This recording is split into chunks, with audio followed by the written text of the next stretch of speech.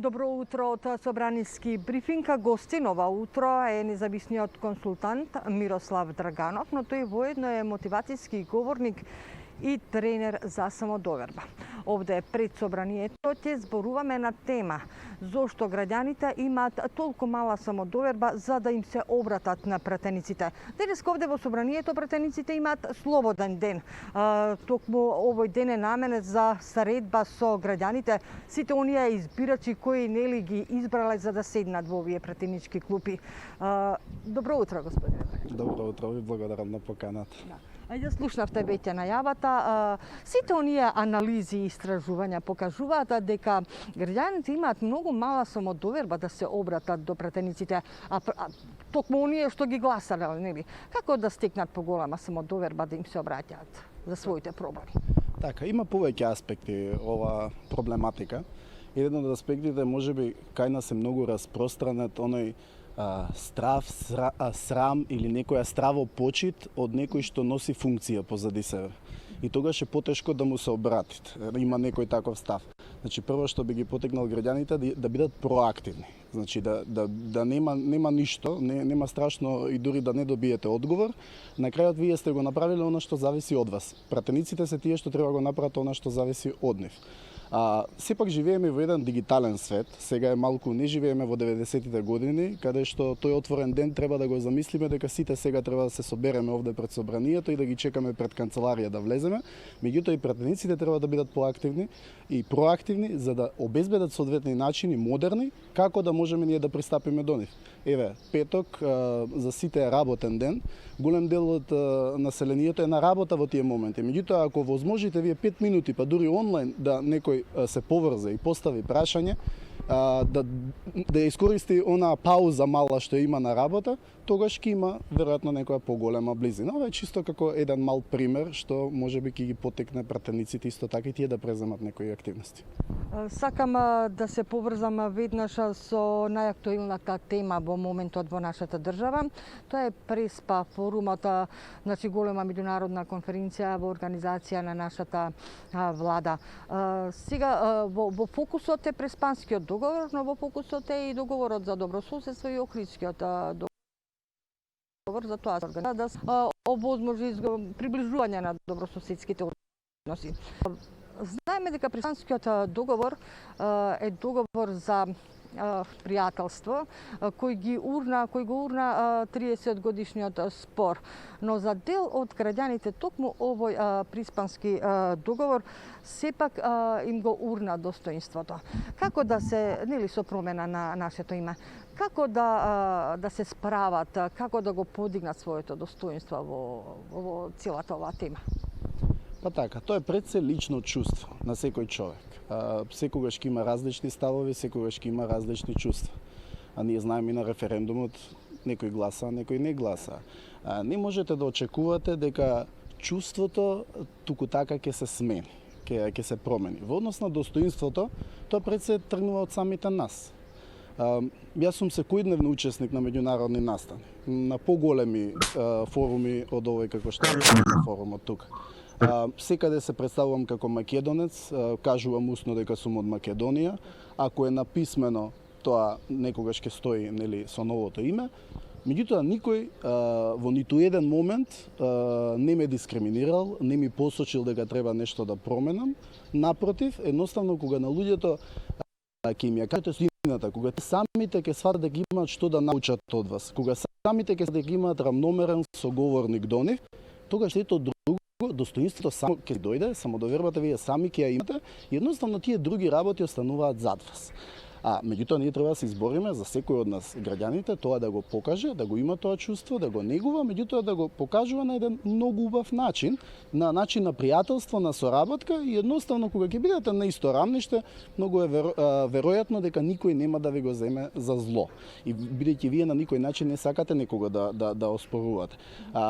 Така што секогаш ќе има различни мислења во однос на граѓаните, меѓутоа ништо не е зацртано во камен, во карпа, никогаш не ни било во историјата, државите некогаш не постоеле, сега постојат, во иднина многу работи нема да постојат, дигитализацијата ги избриша границите, колку и да сакаме вака во пасоши да ги имаме, Така што сега е моментот каде што секој од нас треба да си ја подигне самодовербата, треба достоинството самиот прво да го има, само почита, меѓутоа да даде вредност, да покаже на сите други во светот зошто е важно да соработуваат со него. Морам да ја исцитирам директорката на Европскиот совет за надворешни работи Чернева. Таа смета дека договорот со Бугарија е добра рамка, бидејќи освен за историја зборува за инвестиции, наука, нели културна размена, економија. Сега низиниот цитат сега ќе го употребам. Таа значи употреби една интересна формулација. Македонците веруваат дека е нападнато нивното право на национално самоопределување и затоа реакцијата била толку емотивна. Што значи ова? Па малку е контрадикторна реченицата. За да верувате нешто треба да размислувате со паметот, рационално, а емоциите се чувства. И тие се малку различни, едноставно во нашиот свест. И не е дека веруваме, него дека знаеме, ние го чувствуваме. Различно е некој друг да ви каже, различно е кога ќе го почувствувате на своја кожа. Тоа е оној мој термин што секаде го употребувам.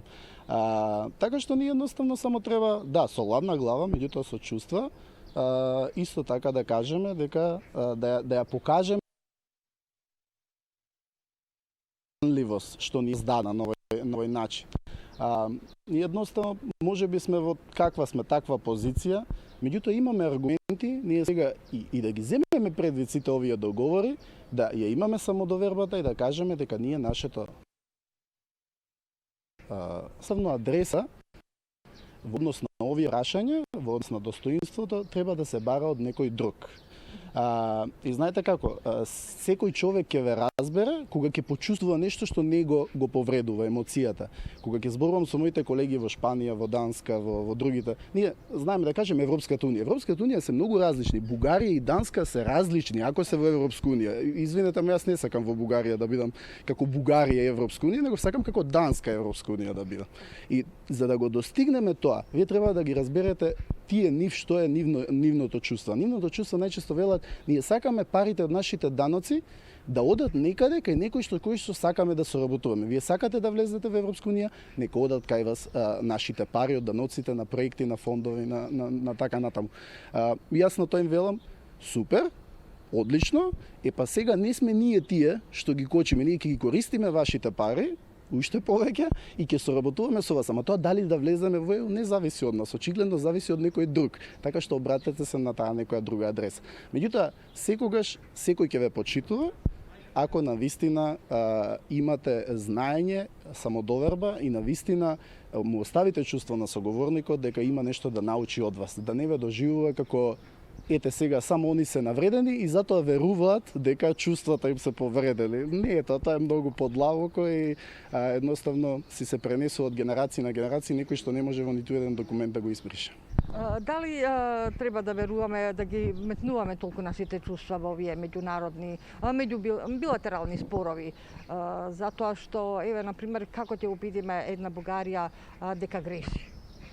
Па зашто ние секогаш се фокусираме на последиците во Македонија, а не на причините.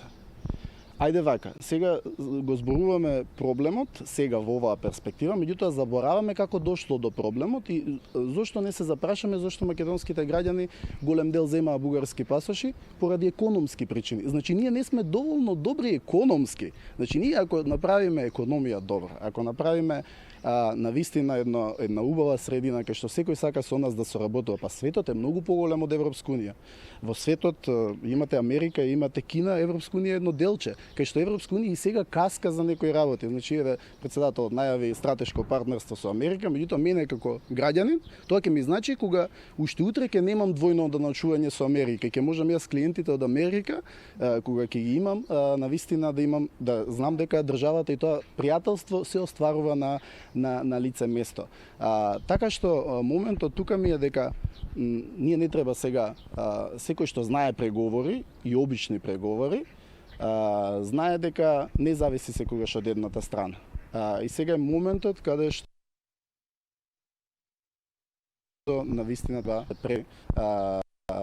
потег некој друг доверба се задржи. Нема понатаму. Граѓаните, значи, на вистина и во анкетите тоа го покажуваат дека се разочарани во Европската унија, нели, поради ова последно бугарско вето што не успеа да ја заштитат Македонија од намерите на Бугарија, нели, тие што ги има. Како да го надминат тоа разочарување? Не знам зашто се разочарува. Тоа е проблем внатре во Европската унија. Тоа е систем кој што самата Европска унија си го создала. И во ред е, затоа ние сите други критериуми можеме да ги исполнуваме, сите користи да ги ползуваме, да ги имаме, да се соработуваме со светот, ние не се тргаме од патот. Меѓутоа, едноставно само велиме, ние што направивме, толку е. Значи, толку е. Сега ќе работиме на младите да бидат попросперитетни, да имаме посилна економија, да воспоставуваме партнерства со светот, со сите држави, вклучувајќи Европската унија и се. А ако сакате и вие имате интерес, зашто извинете, од моја перспектива, јас не гледам дека Европската унија има интерес, не гледам дека има. Ако го почувствуваме дека го има, тоа самата Европска унија треба да си реши во незините земји членки, како што вчера имаше и на преспа форумот, дека ние треба одредени сегменти во договорот за добрососедство, нели, со преспанскиот договор да ги имплементираме. Тоа е многу убаво кога ќе му речете на соговорникот дека да ќе ги имплементираме во моментите кога ќе се отворат поглавијата со Европската унија. А тоа не зависи од вас, тоа е ваш систем, па решете си го вие внатре меѓу себе. Ние едноставно сакаме, имаме волја, ама вие ни го кочите системот и тоа не е до нас. Тоа е таа самодоверба што треба да им ја покажете на соговорниците, бидејќи не е секогаш црно и бело. Но сепак еве кога ги спомнавте веќе младите, 80% од младите сакаат да заминат од Македонија поради секој со своји причини, но пред се поради економските причини. Како да се надживе, како да ја натираме државата повеќе да размислува за нив? Па едноставно токму сега по пандемијата е моментот кога треба да им се дадат отворени раце на младите. Значи се нешто што треба да се инвестира во економија од аспект на... Како е нивното чувство дека државата воопшто не ги консултура за нив и да се грижи? Па така е, и јас познавам и многу млади што се членови во политички партии кои што внатре трпат хиерархија од некои претходни времиња и од некои... Значи едноставно треба младите сега гласот да го имаат, сега да зборуваме ние за работни места на иднината и кои што можеме да бидеме конкурентни во светот и кои што ќе отвориме шанса и за инвестиции, па и ние да инвестираме во странство, и ние да бараме соработници во странство и да имаме, не знам, отворени компании заедно со германци, со французи, со индици, со кого сакате. Меѓутоа, за тоа треба навистина да се даде предност на младите, за тие да се мотивираат да почувствуваат дека државата навистина нешто прави за нив. Меѓутоа, и тие самите треба да бидат проактивни. Исто така, сакаат да отидат од светот, јас одамна сум рекол, не е важно каде живеам, јас секогаш ќе соработувам со светот. Едноставно, не можете само да се задржите на македонски клиенти, на едно или на македонски соработници тука, бидејќи сме мали како пазар, меѓутоа ние можеме да обстојуваме и да се поддржуваме, особено тоа чувство, не знам дали забележуваат многумина, меѓутоа тоа чувство и на изгубено достоинство пројави и потекна поголема сплотеност во одредени сегменти, меѓу кои е и приватниот сектор.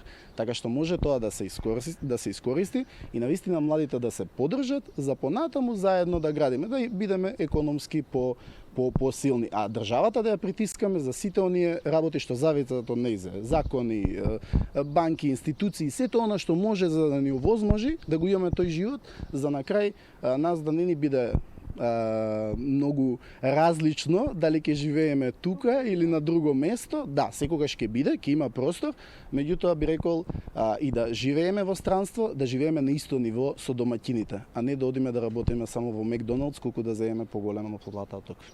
Така е, Драганов, ви благодарам многу за нашиот разговор. Благодарам го. Студиова беше нашиот разговор со независниот консултант Мирослав Драганов.